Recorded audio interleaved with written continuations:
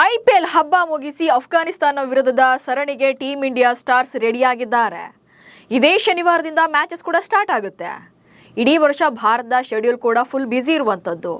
ಇದೀಗ ನ್ಯೂಜಿಲೆಂಡ್ ವಿರುದ್ಧದ long ಸೀರೀಸ್ಗೆ date ಕೂಡ ಅನೌನ್ಸ್ ಆಗಿದೆ. ಕಿವೀಸ್ ನಾಡಿನ ಸರಣಿ ಭಾರತಕ್ಕೆ ಎಷ್ಟು ಮುಖ್ಯವಾಗುತ್ತೆ? ಏಕದಿನ ಹಾಗೆ ಟೆಸ್ಟ್ ಸರಣಿ ಡೂ ಆರ್ ಡೈ ಆಗುತ್ತಾ? ಏಕದಿನ ಪಂದ್ಯಗಳನ್ನು ಹೆಚ್ಚಳ ಮಾಡಿದ್ಯಾಕೆ? ರೋಕೋ ಹೆಸರಲ್ಲಿ ಲಾಭಕ್ಕೆ ಮುಂದಾಯ್ತಾ ನ್ಯೂಜಿಲೆಂಡ್ ಕ್ರಿಕೆಟ್ ಬೋರ್ಡ್? ಈ ಬಗ್ಗೆ ಹೇಳ್ತೇನೆ. ನಾನು ಶಾಂತ. ನೀವು ಸುದ್ದಿಯಾನದ ಸಬ್ಸ್ಕ್ರೈಬರ್ ಆಗೋದಕ್ಕೆ ಮರಿಬೇಡಿ. ಭಾರತ ಮತ್ತು ನ್ಯೂಜಿಲೆಂಡ್ ನಡುವೆ 3 ಮಾದರಿಯ ಸರಣಿಗೆ ಮುಹೂರ್ತ ಫಿಕ್ಸ್ ಆಗಿದೆ. ರೆಡ್ ಬಾಲ್ ಹಾಗೆ ವೈಟ್ ಬಾಲ್ ಎರಡೂ ಸರಣಿಗಳಿಂದ ಟೋಟಲ್ ಆಗಿ 12 ಪಂದ್ಯಗಳನ್ನು ಆಡ್ತಾರೆ. ಆಕ್ಚುಲಿ ಮೊದಲಿಗೆ ಎರಡೂ ದೇಶಗಳ ನಡುವಿನ ಈ ಸರಣಿಗೆ ಒಟ್ಟು 10 ಪಂದ್ಯಗಳನ್ನು ಫಿಕ್ಸ್ ಮಾಡಿದ್ರು. ಆದ್ರೀಗ ಶೆಡ್ಯೂಲ್ ಅನೌನ್ಸ್ ಆದ್ಮೇಲೆ ಹೆಚ್ಚುವರಿಯಾಗಿ 2 ಪಂದ್ಯಗಳನ್ನು ಆಡ್ ಮಾಡಿರುವಂತದ್ದು. ಅದರಂತೆ 5 T20I, 5 ಏಕದಿನ ಹಾಗೆ 2 ಪಂದ್ಯಗಳ ಟೆಸ್ಟ್ ಸರಣಿ ನಡೆಯಲಿದೆ. ಅಕ್ಟೋಬರ್ 22ರಿಂದ ಲಾಂಗ್ ಸೀರೀಸ್ಗೆ ಜರ್ನಿ ಸ್ಟಾರ್ಟ್ ಆಗುತ್ತೆ. ಮೊದಲಿಗೆ ಶೆಡ್ಯೂಲ್ ಹೇಗಿದೆ ಅನ್ನೋದನ್ನ ನೋಡ್ತಾ ಹೋಗೋಣ. ನ್ಯೂಜಿಲೆಂಡ್ ವಿರುದ್ಧದ ಪ್ರವಾಸದಲ್ಲಿ T20 ಸರಣಿಯ ಮೂಲಕ ಭಾರತ ಜರ್ನಿಯನ್ನು ಸ್ಟಾರ್ಟ್ ಮಾಡುತ್ತೆ. ಅಕ್ಟೋಬರ್ 22ರಂದು T20 ಮಾದರಿಯ ಮೊದಲ ಪಂದ್ಯ ಕ್ರೈಸ್ಟ್ ಚರ್ಚ್ನಲ್ಲಿ ನಡೆದರೆ, ಎರಡನೇ ಪಂದ್ಯ ಅಕ್ಟೋಬರ್ 24ಕ್ಕೆ ಇದೇ ಮೈದಾನದಲ್ಲಿ ನಡೆಯಲಿದೆ. ಇನ್ನು 3ನೇ ಮ್ಯಾಚ್ 27ಕ್ಕೆ ವೆಲ್ಲಿಂಗ್ಟನ್ನಲ್ಲಿ ನಡೆದರೆ, 4ನೇ ಪಂದ್ಯ ಅಕ್ಟೋಬರ್ 30ಕ್ಕೆ ಆಕ್ಲೆಂಡ್ನಲ್ಲಿ ನಡೆಯಲಿದೆ. ಇನ್ನು ಸರಣಿಯ T20 ಸರಣಿಯ ಕೊನೆಯ ಪಂದ್ಯ ನವೆಂಬರ್ 1ಕ್ಕೆ ಹ್ಯಾಮಿಲ್ಟನ್ನಲ್ಲಿ ಶೆಡ್ಯೂಲ್ ಆಗಿರುವಂಥದ್ದು. ಇದು T20ನ ಶೆಡ್ಯೂಲ್. ಇನ್ನು ಏಕದಿನ ಸರಣಿಗೆ ಹೇಗಿದೆ ವೇಳಾಪಟ್ಟಿ ಅನ್ನೋದನ್ನ ನೋಡೋದಾದ್ರೆ, ಮೊದಲ ಏಕದಿನ ಪಂದ್ಯ 4ನೇ ತಾರೀಕು ನವೆಂಬರ್ನಿಂದ ಸ್ಟಾರ್ಟ್ ಆಗುತ್ತೆ. ಈ ಮ್ಯಾಚ್ ಆಕ್ಲೆಂಡ್ನಲ್ಲಿ ನಡೆಯುತ್ತೆ. ಇನ್ನು 2ನೇ ಏಕದಿನ ಪಂದ್ಯ ನವೆಂಬರ್ 7ಕ್ಕೆ ವೆಲ್ಲಿಂಗ್ಟನ್ನಲ್ಲಿ ನಡೆದರೆ, 3ನೇ ಏಕದಿನ ಪಂದ್ಯ ನವೆಂಬರ್ 10ಕ್ಕೆ ಹ್ಯಾಮಿಲ್ಟನ್ನಲ್ಲಿ ನಡೆಯಲಿದೆ. ಇನ್ನು 4ನೇ ಏಕದಿನ ಪಂದ್ಯ ನವೆಂಬರ್ 3ಕ್ಕೆ ಮೌಂಟ್ ಮೌಂಗನುಯಿನಲ್ಲಿ ನಡೆದರೆ, 5ನೇ ಏಕದಿನ ಪಂದ್ಯ 15 ನವೆಂಬರ್ ಅಂದ್ರೆ ನವೆಂಬರ್ 15ಕ್ಕೆ ಮೌಂಟ್ ಮೌಂಗನುಯಿನಲ್ಲೇ ನಡೆಯುತ್ತೆ. ಅಂದ್ರೆ ಕೊನೆಯ 2 ಪಂದ್ಯಗಳು ಒಂದೇ ಮೈದಾನದಲ್ಲಿ ನಡೆಯುವಂಥದ್ದು.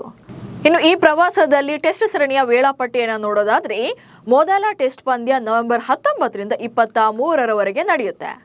ಈ ಪಂದ್ಯ ವೆಲ್ಲಿಂಗ್ಟನ್ನಲ್ಲಿ ನಡೆಯಲಿದೆ.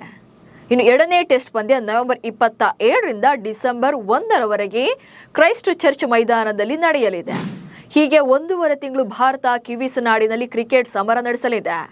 ಇನ್ನು ಇಲ್ಲಿ ಅಚ್ಚರಿ ಅನಿಸಿದ್ದು ಹೆಚ್ಚುವರಿ ಏಕದಿನ ಪಂದ್ಯಗಳು. 7 ವರ್ಷಗಳ ಬಳಿಕ 5 ಪಂದ್ಯಗಳ ಏಕದಿನ ಸರಣಿ ಆಡಲಿದೆ ಭಾರತ. ಹೌದು, T20 ಹಾಗೆ ಟೆಸ್ಟ್ ಫಾರ್ಮೆಟ್ನಲ್ಲಿ ಭಾರತ 5 ಪಂದ್ಯಗಳ ಸರಣಿಯನ್ನು ನಾರ್ಮಲಿ ಆಡ್ತಾ ಇರುತ್ತೆ. ಆದರೆ ಏಕದಿನ ಮಾದರಿಯಲ್ಲಿ 5 ಪಂದ್ಯಗಳ ಸರಣಿಯನ್ನಾಡಿ 7 ವರ್ಷಗಳೇ ಕಳೆದಿರುವಂಥದ್ದು.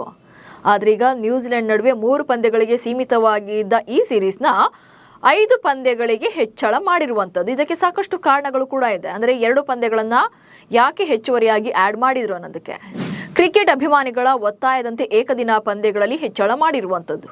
ಹೌದು, ಏಕದಿನ ಪಂದ್ಯಗಳನ್ನು ಕೂಡ ಹೆಚ್ಚಳ ಮಾಡಿ ಸರಣಿಗಳ ವೇಳೆ ಅಂತೇಳಿ ಕೆಲ ಅಭಿಮಾನಿಗಳು ಒತ್ತಾಯ ಮಾಡ್ತಿದ್ರು. ಇದು ಒಂದು ರೀಸನ್ ಇದೆ. ಜೊತೆಗೆ 2019ರಲ್ಲಿ ಭಾರತ ಕೊನೆಯ ಬಾರಿಗೆ ಏಕದಿನ ಮಾದರಿಯಲ್ಲಿ 5 ಪಂದ್ಯಗಳ ಸರಣಿಯನ್ನು ಆಡಿದ್ದು. ಲಾಸ್ಟ್ 7 ವರ್ಷಗಳಿಂದ ಏಕದಿನ ಮಾದರಿಯಲ್ಲಿ ಸರಣಿ ಅಂತ ಬಂದಾಗ 3 ಪಂದ್ಯಗಳು ಮಾತ್ರ ಸೀಮಿತವಾಗಿತ್ತು. ಆದರೆ ಈ ಸಲ 5 ಪಂದ್ಯಗಳ ಏಕದಿನ ಸರಣಿಯನ್ನು ಆಡ್ತಾ ಇರುವಂಥದ್ದು. ಇನ್ನು ಜಾಗತಿಕ ಬೇಡಿಕೆಯನ್ನು ಪರಿಗಣಿಸಿ 2 ಪಂದ್ಯಗಳ ಹೆಚ್ಚಳ ಅಂತೇಳಿ BCCI ಹೇಳಿದೆ.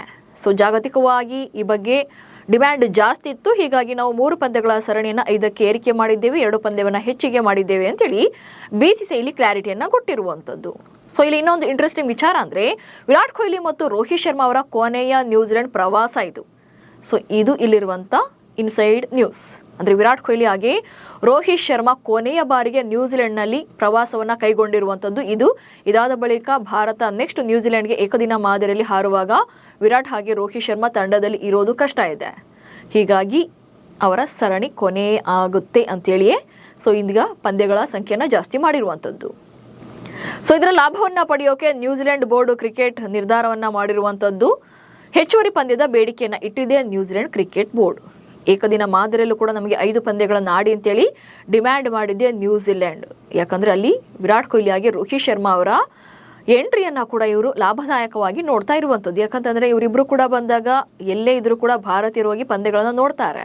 ಹೀಗಾಗಿ ಪ್ರಾಯೋಜಕರು ಹಾಗೆ ಪ್ರಸಾರಕರು ಹೆಚ್ಚಿನ ಲಾಭವನ್ನ ಗಳಿಸೋಕೆ ಹೆಚ್ಚುವರಿ ಪಂದ್ಯಗಳ ಬೇಡಿಕೆಯನ್ನ ಇಟ್ಟಿರುವಂಥದ್ದು ಇಲ್ಲಿ ಗೊತ್ತಾಗ್ತಾ ಇರುವಂಥದ್ದು. ಹಾಗೆ 2027ರ ಏಕದಿನ ವಿಶ್ವಕಪ್ ನಲ್ಲಿ ಹೆಚ್ಚಿನ ಪಂದ್ಯಗಳನ್ನು ಆಡೋದ್ರಿಂದ ವಿಶ್ವಕಪ್ನಲ್ಲೂ ಕೂಡ ಸೊ ಅದು ಅನುಕೂಲ ಆಗುತ್ತೆ ಅನ್ನೋ ಒಂದು ಕಾರಣ ಕೂಡ ಇರುವಂಥದ್ದು. ಮುಂದಿನ ವರ್ಷ 2027ಕ್ಕೆ ಏಕದಿನ ವಿಶ್ವಕಪ್ ನಡೆಯುತ್ತೆ. ಸೊ ಏಕದಿನ ವಿಶ್ವಕಪ್ಗೆ ಈಗಿನಿಂದಲೇ ತಯಾರಿ ನಡೆಸೋಕೆ ಹೆಚ್ಚುವರಿ ಪಂದ್ಯಗಳನ್ನು ಕೂಡ ಕೇಳಿರುವಂಥದ್ದು. ಹೀಗೆ ಲಾಂಗ್ ಟೂರ್ಗಾಗಿ ಕಿವಿಸನಾಡಿಗೆ ಹಾರಲಿರುವಂತಹ ಭಾರತಕ್ಕೆ ಸವಾಲು ಕೂಡ ಇದೆ. ಅದೇನಂದ್ರೆ ಮುಂದಿನ ವರ್ಷ ಏಕದಿನ ವಿಶ್ವಕಪ್ ಇರೋದ್ರಿಂದ ಈಗ ಏಕದಿನ ಮಾದರಿಯಲ್ಲಿ ನಾವು ಸ್ಟ್ರಾಂಗ್ ಅನ್ನೋದನ್ನು ತೋರಿಸಬೇಕಿದೆ. ಹಾಗೆ 2028ರ T20 ವಿಶ್ವಕಪ್ಗೆ ಇಲ್ಲಿಂದಲೇ ಬಲಿಷ್ಠ ತಂಡವನ್ನು ಕೂಡ ರೆಡಿ ಮಾಡ್ತಾ ಹೋಗ್ಬೇಕಾಗುತ್ತೆ.